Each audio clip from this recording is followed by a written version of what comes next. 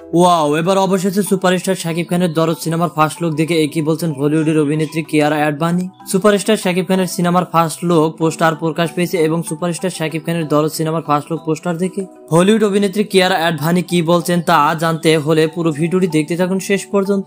সম্প্রতি সুপারস্টার শাকিব খানের প্রথম প্যান ইন্ডিয়ান সিনেমা দরদ সিনেমাটি পুরো রিলিজ করা হবে, পুরো ইন্ডিয়া 6টি ভাষায় মুক্তি দেওয়া হবে। সুপারস্টার শাকিব খানের দরদ সিনেমাটি তার ভেতরে হিন্দি ভাষাতেও রিলিজ করা হবে। সুপারস্টার শাকিব খানের দরদ সিনেমা এবং বলিউডের যত অভিনেত্রী অভিনেতা আছেন তারা কিন্তু হিন্দিতেই সিনেমা বানান এবং হিন্দিতেই সিনেমা দেখেন এবং সুপারস্টার শাকিব খান তাদের সঙ্গে বলিউডের ছবি করছে। এবার বলিউডের দরদ সিনেমা নিয়ে মুখ খুললেন কিয়ারা অ্যাডভানি।